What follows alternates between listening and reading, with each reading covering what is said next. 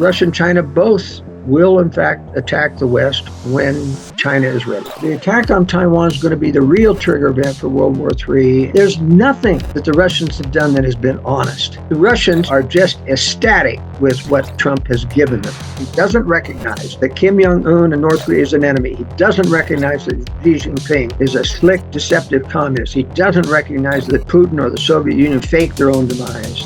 The U.S. is starting a multifaceted, multilateral attack on Iran. It's going to make the war in Hamas look like a picnic in comparison. And there will be a trigger event, definitely this year. And this is a massive, sophisticated conspiracy. People have to wake up. The deep state knows that war with Russia and China is coming. But the mainstream media hasn't got the message yet. And when they start to warn, it's going to be seconds or minutes or even just a few days before that. And people will still sit back and say, well, let's see if it's going to happen. World War III is already happening. This is a house of cards, and it is in the process of collapsing right now. You're going to see an economic crash, the likes of which we've never seen. Hi folks, Canadian Prepper here. Today on the channel, once again, we're joined by Joel Skousen, the author of the World Affairs Brief and the widely popular preparedness book, Strategic Relocation. Joel is a respected geopolitical commentator whose insightful and prescient predictions have earned him a loyal following in the preparedness space. Chief among those predictions was predicting the onset of the Russian invasion nearly 10 years ago. Today, we want to talk about everything World War III as it currently centers around the policies of one Donald Trump. So how are you doing today, Joel? And what's on your mind with respect to the events that are unfolding in the world today? Well, thank you, Nate. It's always good to be with you.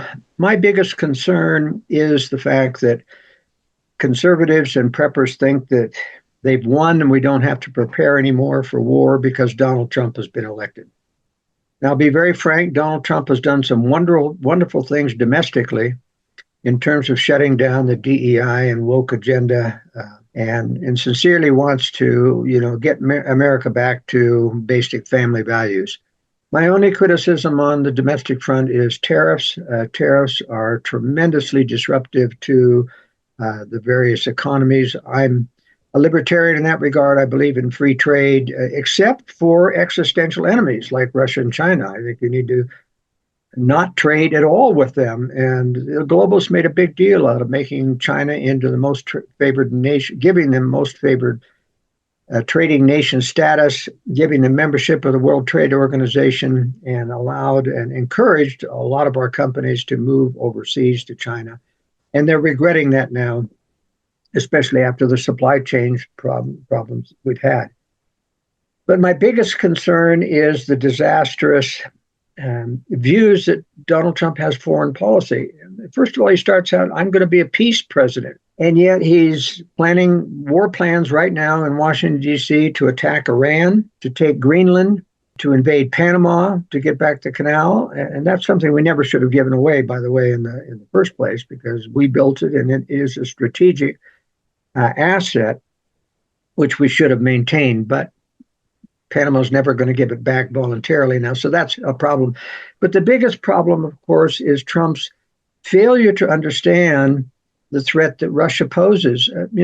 Trump has one major weakness, Nate, and that is he's very subject to flattery. He dishes it out tremendously, too. Talks about Hillary Clinton being a wonderful person and other things, and they flatter him in return. But he has bragged about his wonderful relationship with Kim Jong-un, the dictator of North Korea, who hasn't repented at all about his nuclear program.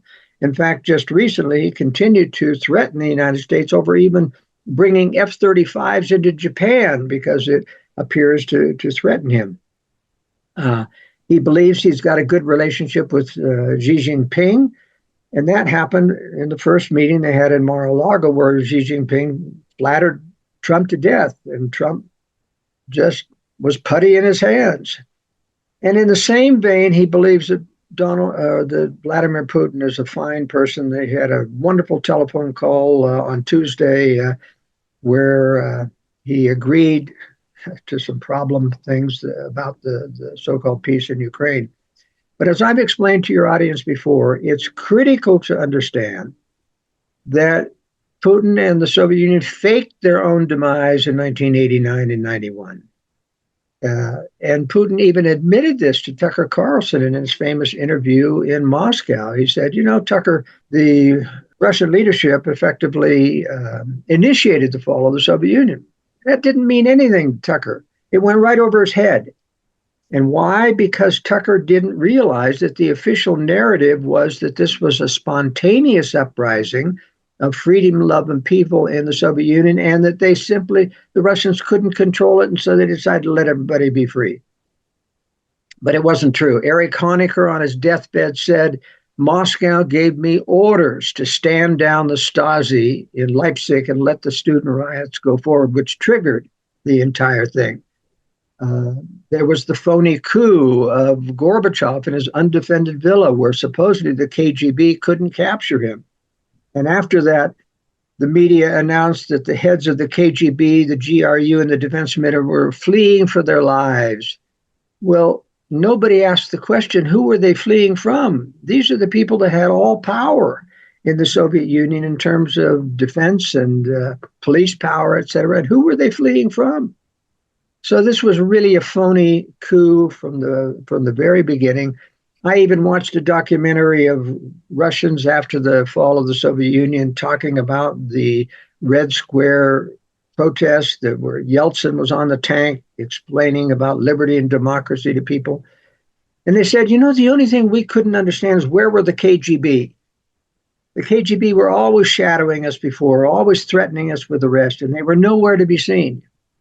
So you see, Nate, someone obviously gave a stand-down order to not let these protests go forward. So this was a carefully crafted thing. And Putin tried to tell Tucker, this was because we wanted peace and cooperation with the West. That's the reason we took down the Soviet Union. But in fact, that was patently false. He said we offered to join NATO. He told Clinton that. And then Clinton advisors told Clinton, no, you can't let him join NATO. Now, the reason is because the Clinton advisors, being globalists, knew that the Soviets had faked their own demise. Why didn't they blow the whistle like I did when it happened? It's because they were still in the mode of protecting Russia and China. Remember that the globalists had built both of these enemies over the time. We made Russia a nuclear power. We gave them the plans to the nuclear weapons they couldn't steal in the Manhattan Project. That was discovered in Lend-Lease flight after the war, Nate. After the war, they were shipping the plans, and Major Racy Jordan of the Great Falls, Montana Air Base confiscated that. Got a call from the White House from Harry Hopkins, a communist spy in the Truman administration, saying, give those plans back to the Russians and don't tell anybody about it. And then 2 months later, we shipped them the first shipment of enriched uranium, because even though they had the plans to the nuclear weapons, they couldn't do anything because they couldn't enrich uranium. So we sent them the first shipment. In the Nixon administration, we gave them the miniature ball bearing technology from Bryant Industries in Maine so that they could MIRV their missiles and make multiple warheads. So not only did we make Russia a nuclear power, but we gave them the technology to MIRV their missiles. Now, in 1990s, they were still in the mode of protecting and covering up for the Soviet Union. That's why they didn't blow the whistle. But they weren't about to let Putin get away with that. Putin even told Tucker Carlson, he said, Lenin and Stalin put the Donbass and Crimea into the borders of Ukraine. Now, I don't know why they did that. But we know that Lenin had already faked the fall of communism once to gain aid from the West, and they were planning on doing it again. And that's why they put the Donbass, the Russian-speaking areas of Crimea and Donbass, into Ukraine, so they would have an excuse to reinvade when they faked their own demise in 1989 and 91. And that's exactly what happened. And, conservatives have been completely deceived. And I'm a conservative myself and an anti-globalist from the very beginning. But conservatives have been completely deceived by the notion that in 2014, the West overthrew in Ukraine a duly elected president, Yanukovych, who was a communist, pro-Putin communist, as have been most of the presidents in Ukraine since the phony fall, because communists were never purged out of the governments of Poland, Romania, Bulgaria, Hungary. and in Ukraine. And that's why there was so much corruption that dealt with the Bidens and, Burisma and all of that. And every one of the presidents have made themselves wealthy through that corruption. Well, in fact, even though the West did give money and aid to the protesters, in fact, Yanukovych himself pulled the coup on himself because he was the one who gave the orders to stand down the Berkut. Notice how similar this is to the phony fall of the Soviet Union. You give orders to stand down the Stasi, you give orders to stand down the KGB, and Yanukovych gave orders to stand down the Berkut. Now, that's the riot police, SWAT teams that had been killing and surrounding the protesters so they could not escape. And on that Friday in February 2014, when he gave the order for the Berkut to stand down, the protesters woke up in the morning in the Maidan Square and they were free to leave. Now, that's how it was won, not because they broke through the barricades. They even walked through the presidential palace because there were no guards there.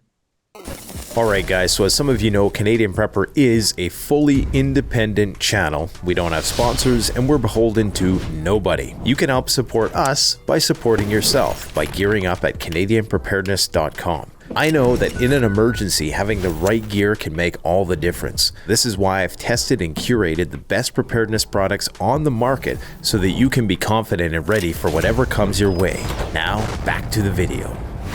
So you're saying that he basically faked or allowed this coup to happen so that Russia could then have justification to intervene? Yes, and let me tell you how he did this. When he exercised his coup and he fled the next day claiming that the unarmed protesters were a threat to his life, an interim president, Yashchenuk, who Victoria Nuland had preferred to be the interim president, so that added to the conspiracy theory that the West was engineering this. But that was only an interim president, and the president that was elected after Yashchenuk was Piotr Poroshenko. He's another fake nationalist who campaigned on the issue that I was going to let the Donbass be semi-autonomous, going to be able to run their own lives. And as soon as he got elected, he backtracked on all of those promises and started to persecute the Donbass, saying, you got to speak Ukrainian, you can't speak Russian. That is what initiated Putin's excuse to invade, is the persecution. Remember, that's the whole reason for putting the Russians there. And remember that that Putin put hundreds of thousands of Russians into Estonia, Latvia, and Lithuania, the Baltic states. And they're there today, and they were going to be next on the list after Ukraine for persecution to be able to justify coming in there. So people have to understand their conspiracy history in order to see that the mainstream media, which will never tell them this, but what is most concerning, Nate, is the fact that conservatives are rightly convinced that the mainstream media never tells them the truth. Okay, they always lie, right? Except now. Why now? Because just prior to World War III, which they've been building Russia and China to do, they have to switch sides and start to attack Russia and China. Okay, now that's an important point. Same thing with Hitler in World War II. They built up Hitler. They said Hitler was not a threat. But just before the war, they started to attack Hitler so that they're on the correct side of the war once it starts, the one that they promote. So this is a very sophisticated, and it's almost impossible to get conservatives to think that the mainstream media could be telling the truth about Russia being an enemy. But it is true. And the fact is that they have cheated on every treaty. And sadly, just Donald Trump thinks that disarmament is wonderful. Part of his peacenik, peace at any cost ideas, that he thinks that we ought to have complete nuclear disarmament now. Now, Russia's cheated on every single nuclear disarmament. They have 3 times as many nuclear weapons as we do and missile throw weight. We've got about 400 Minuteman III missiles, which are now Minuteman I missiles, because we've dismantled the 3 nuclear warheads and put a single nuclear warhead on. We're developing the Sentinel intercontinental ballistic missile system, but that won't be ready till 2035. And I think the Third World War, will already be started by then. So unknowingly, Donald Trump, because of his failure to understand who the true enemies are, and is blustering through provocative attacks that's going to come on Iran and perhaps Greenland. I thought we were going to get more time with Donald Trump as president, but I think in terms of war, we're going to get less time. And he can't stop this. Russia and China both will, in fact, attack the West when China is ready. But Putin has to wait for China because he can't occupy if he nukes the West.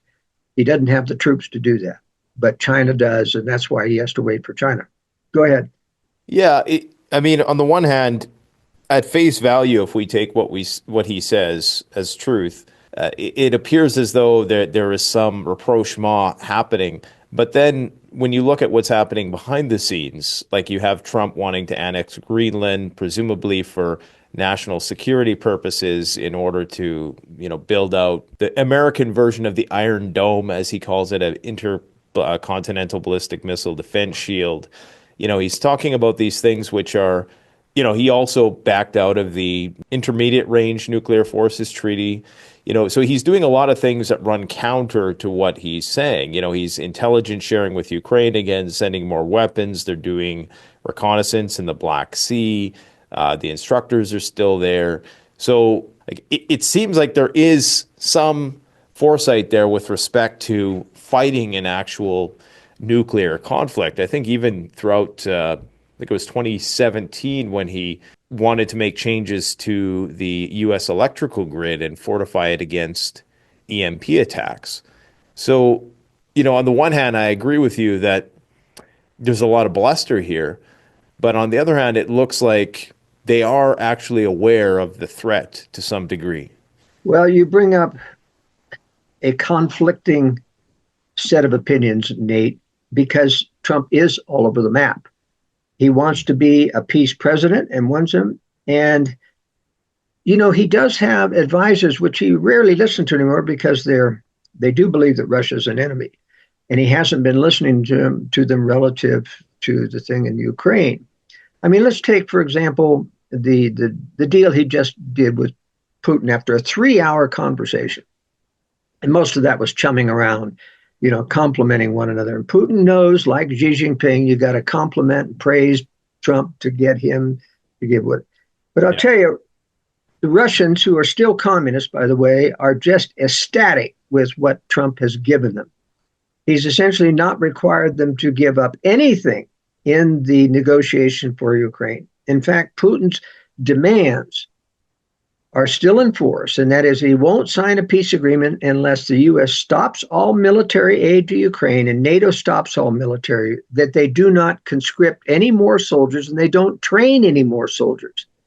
Now, do you think for a minute that Russia will not rearm their soldiers and send more supplies in and keep conscripting and keep building their military? And Putin keeps demanding that U.S. has to monitor what Ukraine does to make sure this happens.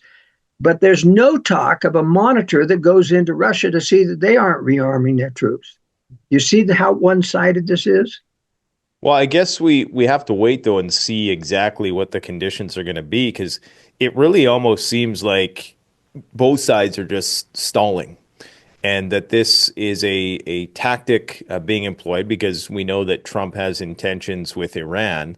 And I think what he needs right now is a static situation, which is probably at best what they're going to get. Some sort of stalemate in Ukraine, and there might be some skirmishes, across the line, but keeping it low level intensity. It's still going to fester, but it's not going to potentially flare up while they go and do what they want to do in Iran. Is that a possibility? No, it really isn't. It's a misunderstanding of everything that the Russians and Chinese have ever done with a ceasefire. They always continue to build, and then they use a conflict which they blame on Ukraine in order to break the ceasefire after they built up. This will not be a stalemate. Russia, for example, isn't signing or isn't moving is delaying the peace agreement because they want to take as much territory as they can before they do a halt. And they'll only do a halt for purposes that involve that if Ukraine is restrained from rebuilding, and they are not. And I'll tell you, we have had 3 major leaks that Russia has never changed their demands, that Ukraine must not continue to arm. They must be essentially neutered into a stalemate, but we will not be accepting that. Which we know that Ukraine is never going to agree to, obviously. Well, but he may not have a choice. You see, if Russia, if Putin, I'm sorry, if Trump cuts off arms and military supplies, which Europe cannot, about half of the supplies and armaments Europe cannot replace because they won't be allowed to transfer U.S. weapons that Trump has given them to Ukraine. And this is what has fractured the entire alliance, basically, because now the Europeans don't trust the United States to be able to back them up. And, you know, Europe has not come up to their own self-defense, even though they've earmarked $800 billion to aid Ukraine in the wake of Trump's cutoff of military aid. But you see, Trump is using this as a lever to strangle Ukraine. Now, what I'm saying is, even though Ukraine is still a corrupt country, the citizens don't deserve to live under, and they are very anti-Russian now in Western Ukraine. They don't deserve to live under the continuing Soviet Union or the rebuilding of the Soviet Union that I have predicted was the whole purpose of faking their demise, to get aid and trade, so then they could come back in and use one pretext or another to so remember, Iran will not cause World War III. It's going to cause a mess, and it's going to be a multifaceted attack with Israel and the United States attacking Iran. It's going to make the war in Hamas look like a picnic in comparison. But this will not lead to World War III because China is not involved there. They don't have a reason to be involved. But in the Ukraine war, you know, it has benefits in the sense that it keeps Russia weakened militarily. And that postpones the day of when they can come, you know, at the United States in league when China's ready. And of course, China is the big time factor here. So that war is going to start with the attack on Taiwan, because North Korea, if we try to intervene, will in fact attack the West. And we have to intervene if they attack South Korea, because we have 26,000 troops there. So the attack on Taiwan is going to be the real trigger event for World War III. And so I highly encourage people not to stop their preparations. Trump's going to give us a respite domestically from the horrible DEI type politics, but he's not going to apparently stop because he doesn't recognize who's real enemies and who's not. That's the problem.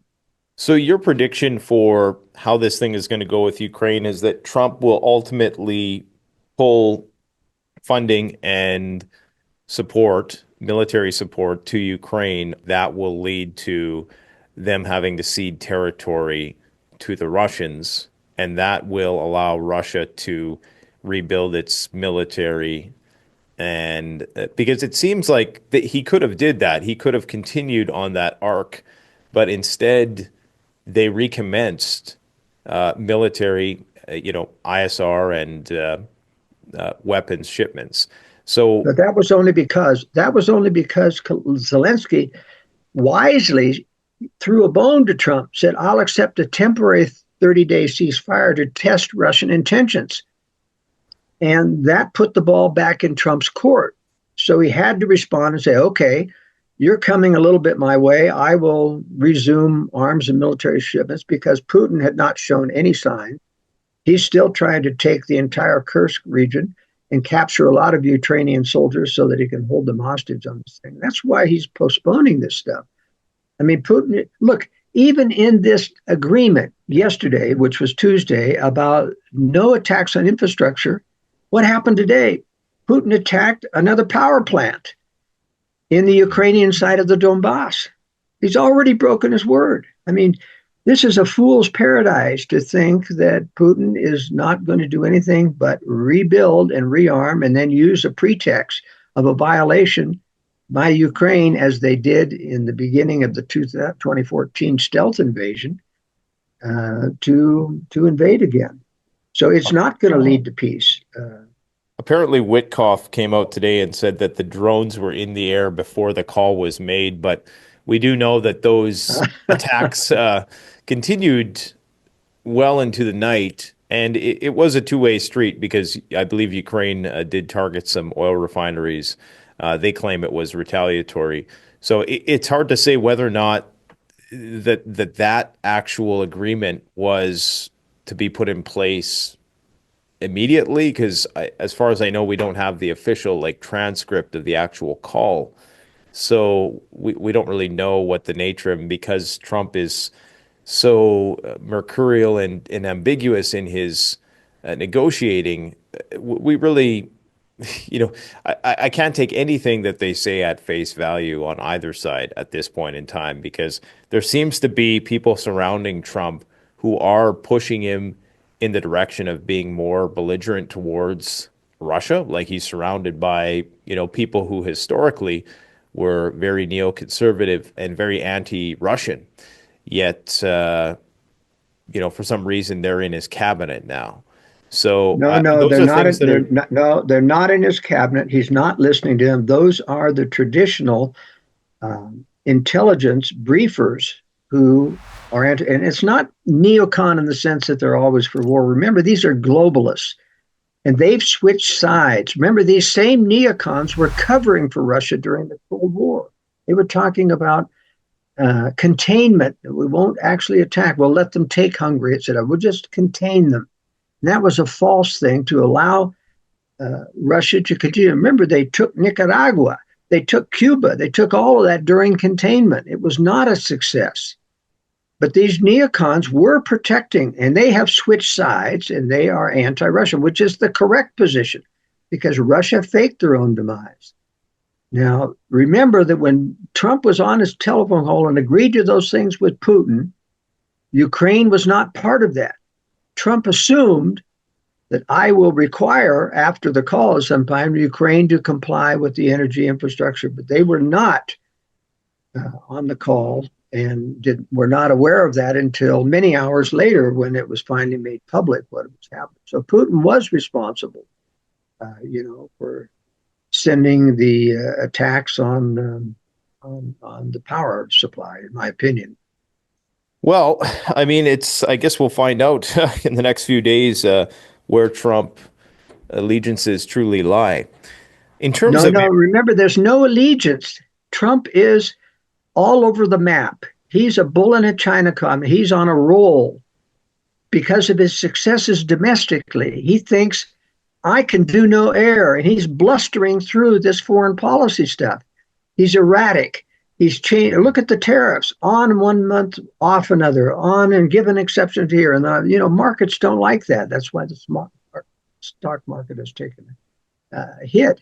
But Trump has no ideological alliance except to his own sense of, I want to do what's going to make me great, as well as, and part of that is the populist movement of making America great in DI. But remember, the courts, as I predicted in the World Affairs Brief, the deep state courts are blocking almost all of Trump's moves.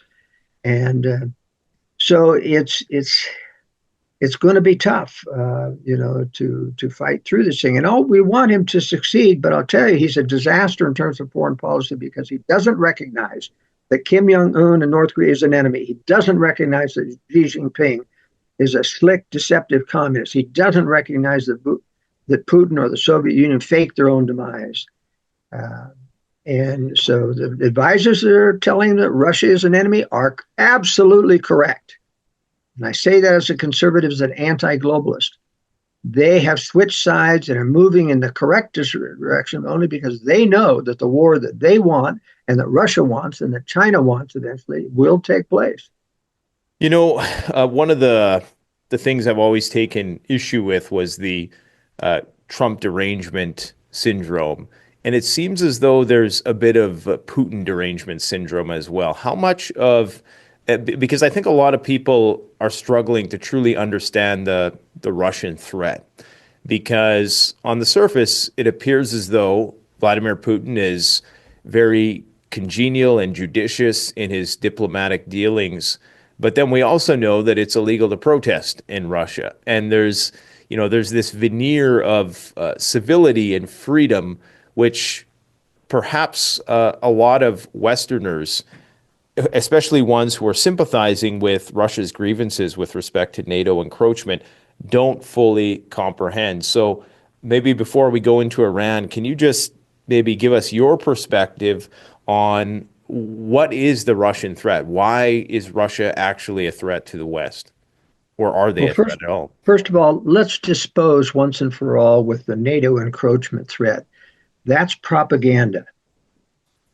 NATO never did sign any type of agreement, any formal agreement that they would not increase NATO toward the west, toward the east, 1 inch, as has been quoted ad infinitum. There was verbal talk about that, never any signed agreement whatsoever, because NATO has a policy, it's a fixed policy about people can request entrance into NATO, and they can't undo that policy. People can request. And remember, Putin doesn't mind if NATO comes further east. Because remember, we never did purge, and he never did purge any of the communists out of any of the former Soviet states. He now has hundreds of spies in NATO because of allowing Poland, Romania, and I'm not saying that they're all communists. A lot of them are free market. A lot of them really, hate Russia. That doesn't mean that he doesn't have, the Soviets were expert at infiltrating, and they still are. You talk about what's the biggest espionage threat in the United States, it's Russia and China, not just China. Russia and China are still spying and infiltrating everything that they possibly can. They're doing it in NATO, so he doesn't mind. Besides, he already has NATO on his border in the Baltic states. And he has controlled Ukraine for many years after the phony fall with these phony presidents and things. So remember that Putin is a master, as J. Edgar Hoover wrote the book, The Communist Masters of Deceit, and they really are masters of deceit. He plays a great role, and he's playing conservatives to the T. He pretends to be a Christian. Remember, they don't make Christians colonels in the KGB. Just because he's giving aid to the Russian Orthodox Church doesn't mean he's a Christian. Remember that the Russian Orthodox Church never protested any of Stalin's purges. Millions of people during the Soviet years never protested once because the communists have infiltrated with communist priests and cardinals and higher ups within the Orthodox Church during that, and they're still there. Same thing with the Orthodox Church in Ukraine, which got it banned because they're full of communist spies. And communists and non-communist or Christian presidents don't attack civilians throughout this war in Ukraine, as Putin has. They don't take 20,000 Ukrainian children captive and refuse to give them back.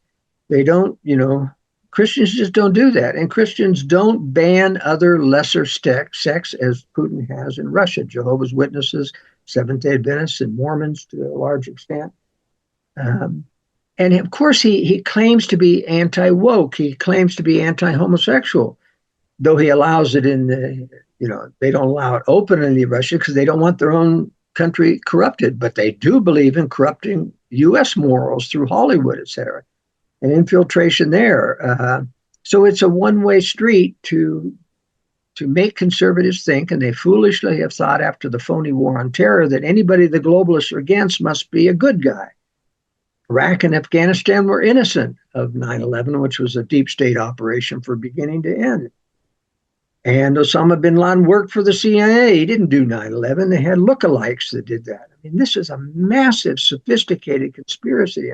People have to wake up to what's happening. Well, I guess if I was to play the devil's advocate here and view this through the lens of the Russians, they would probably say, well, we had this massive war where we lost 20 million people, and you have this alliance whose primary modus operandi is to defend against us. A lot of the countries who are part of that alliance have gone on their own imperialist crusades.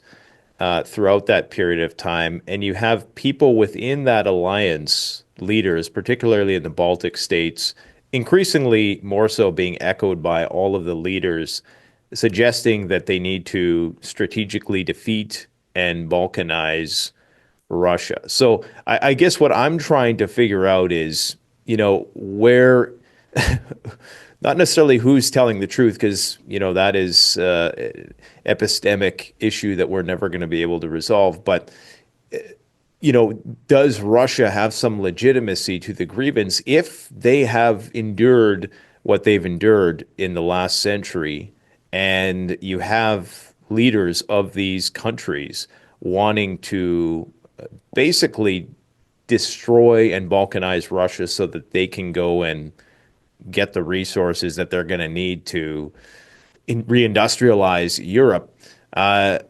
There seems to be two sides to that argument, I guess, and I don't know if it's as cut and dry as some people would claim. Well, it's certainly not as cut and dried as you've presented it. The Baltic states know that Russia is coming after them.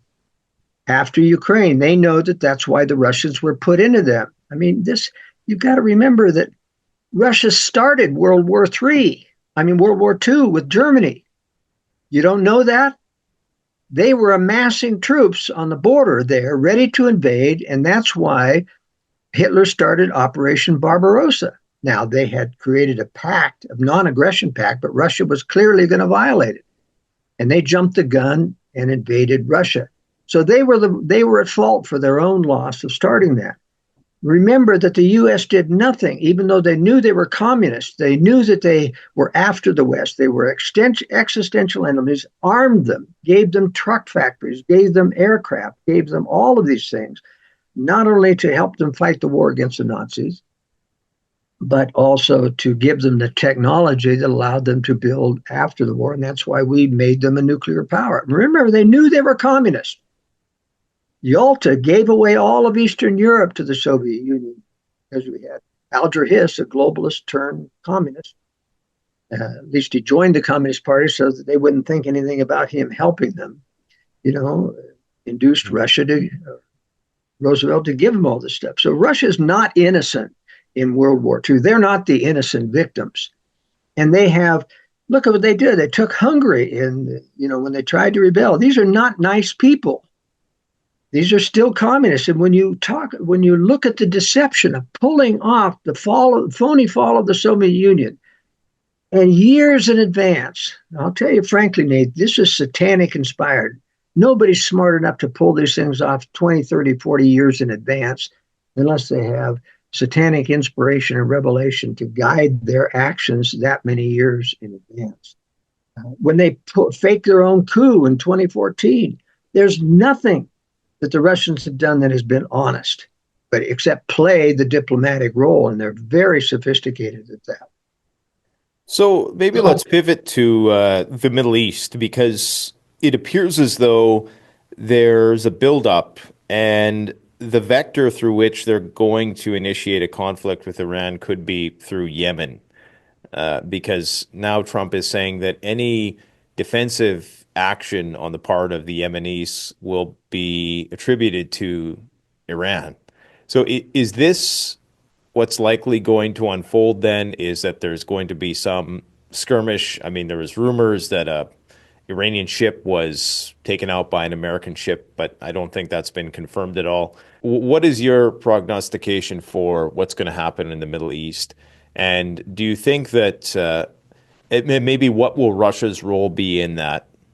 Well, Russia can't come to the assistance of Iran at all, any more than they could come to the assistance of Syria when U.S.-backed ISIS took over Syria, allowed Israel to take another slice of Syria for their own, etc. Yeah. But this whole thing that Trump thinks that ISIS was defeated is just a fool's paradise. ISIS has always been a deep state creation. We even saved ISIS in the last battle of Raqqa in Syria by hiring 50 Arab semi-trucks and drivers to go in and pick them up and take them with their heavy weapons back into Syria where they started from. Because the U.S. took 50% of the jihadists they imported into Syria for the phony civil war to create ISIS. And that doesn't mean that everybody in the military knows that. This is a very highly compartmentalized deep state operation between the deep state in U.S. and Israel and Turkey, who continues to market oil that the U.S. now occupies in northern Syria oil fields and markets it through Turkey to Israel, who buys that oil at a black market price. There's a tremendous amount going on in here. I don't know what the trigger event, Nate, is going to be, but clearly the U.S. is starting a multifaceted, not unilateral, multilateral attack on Iran. And there will be a trigger event, could be with the Houthis, but Iran kind of knows it coming. That's why they thumbed their nose at Trump on any more nuclear negotiations. But it's coming, and I think, but it's going to divert us from the war on Ukraine. But remember, the war on Ukraine is far more important vis-a-vis Russia, one of our existential enemies, than Iran, who's not an existential enemy. It is to Israel, perhaps, but you've got to remember that Israel does a lot to antagonize their own enemies, like they pulled 80% of the Gaza defensive brigade out of southern Israel to facilitate the Hamas attack. So what do you think, are we looking at a direct attack on Iranian nuclear facilities? And I'm not sure, how much detail you're willing to go into with respect to what a military operation like that might look like.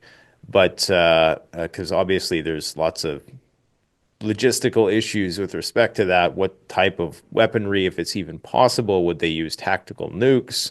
Or would we see another attempt to try to foment a coup? What do you think the actual military intervention in Iran would look like, and what would the geopolitical ramifications be?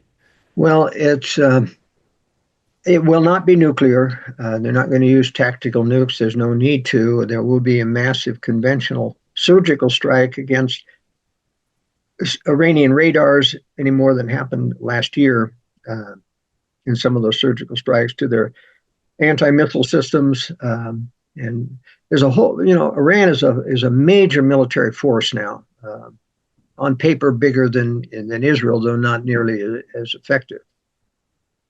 Because of the U.S. jamming capabilities, as they were able to attack Iran last year by jamming all of their anti-ship and anti-aircraft missile systems. But yeah, I think it's going to be a surgical strike on and a very broad-ranging one, both U.S. and Israeli aircraft against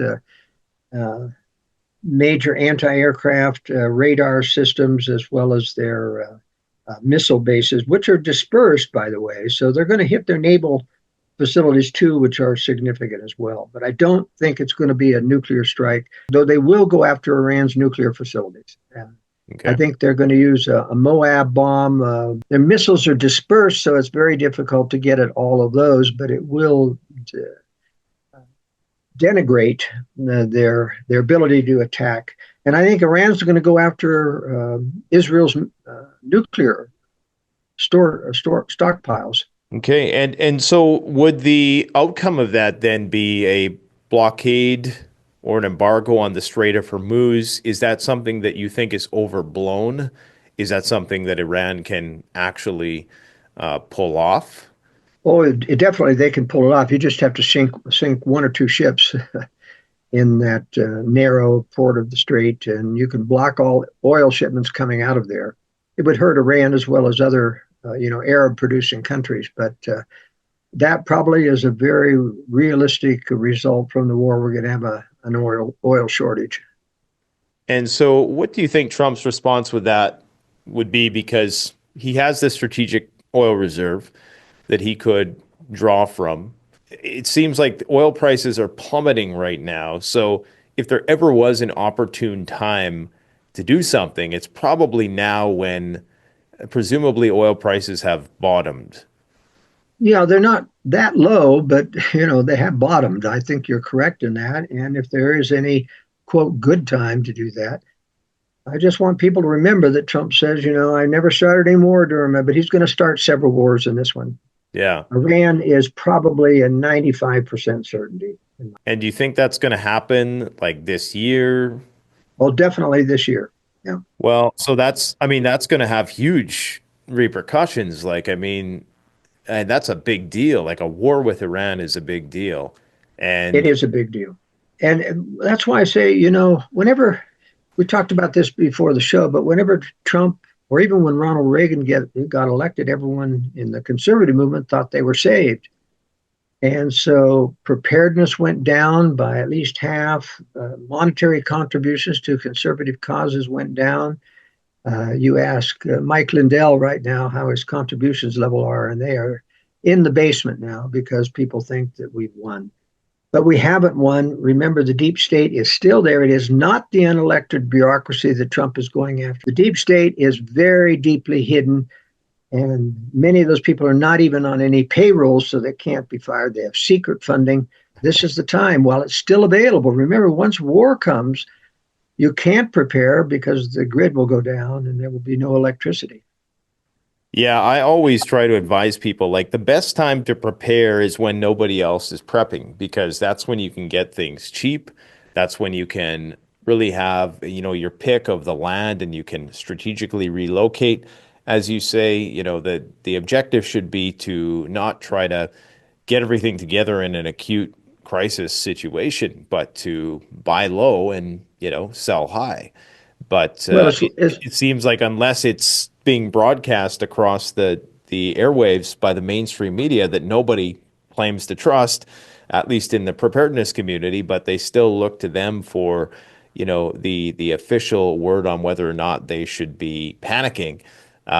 Unless they're being told that there's an imminent crisis, then the motivation to prepare pretty much, dissipates. it's extremely important for people to realize that the mainstream media, well, look, the deep state knows that wars with Russia and China is coming, and it's probably going to be triggered in Taiwan, not in Iran. But the mainstream media hasn't got the message yet, and they will. And when they start to warn, it's going to be, seconds or minutes or even just a few days before that. And people will still sit back and say, well, let's see if it's going to happen. Yeah. But once it happens and the lights go out with an EMP strike, then your time of preparation has just ended.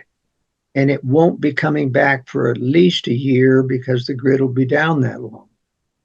So I encourage people to prepare. I published my World Affairs Brief to get people a realistic view, as I've tried to do in this interview today, on what the real threats are, even though it goes against what most conservatives think now about Russia because they bought into the Russian propaganda about them being the good guys. But I won't be wrong. Don't bet on me against me because I've rarely ever been wrong. Well, and that's part of the reason why I have you on the channel, Joel, is that even though we don't agree on everything, I will commend you for your predictions that you've made. I mean, you did say a lot of people in this, trend forecasting space will oftentimes make these predictions that kind of serve their own interests. But, back in, I think it was 2012 or I can't remember exactly when you're giving that presentation, you had said that you think that the onset of war with, the Russian invasion would start in the early 2020s and, it happened. So, I think that's vindicating, in terms of your predictive capabilities in the very least, even though we may not agree on certain things. I think people should definitely check out your website. And, you always give people something to think about. That's for sure. Now, in terms of like general preparedness advice, then I always like to ask you a prepping question because, we're a prepping channel. It's not all doom and gloom.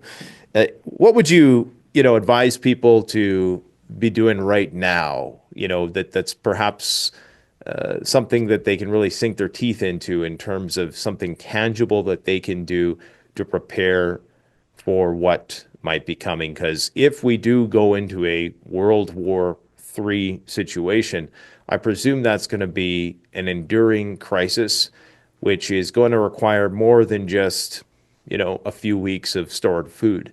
So a strategic relocation is part of it. Maybe you would like to provide some insight as to where you think the best place to be if a person was of modest enough means. Where do you think people should be heading right now? Well, if you look at the satellite view of the United States in the night sky, you'll see that the east is lit up like a Christmas tree and the west is fairly dark, except for the major metros. And that should tell you where safety really lies, is west of the Mississippi River in rural areas away from the major cities. And the most important thing you're going to want to need when World War III comes is one, a reliable source of independent electricity. And these equipment, whether it's generators, fuel supplies, which you need to stockpile if you're going to have a generator, but there's these solar generators, which are inverter systems that are plug and play with solar panels and generators and other things that literally don't require an installer. You can do it yourself. And they're readily available and they're reasonably priced for under $10,000. So you really ought to make sure you're fat on alternative electricity. And the second thing you're going to need is someplace to get out of the way. And even if you can't move away from the East Coast, you need to get some type of retreat site with friends that's got a basement in it where you can put a high security shelter. Because if you can't hide your food supplies or your ammunition or whatever you're preparing things, it's going to be stolen as refugees flow out of the bigger cities and even get into the rural areas given enough time. And they'll be safe, in rural areas for a lot of time. But eventually you're going to get marauders coming down when they get hungry enough. And so being able to get out of the way, to leave the doors open, let them come through and find what they find and move on. You've got to have a place to get out of the way.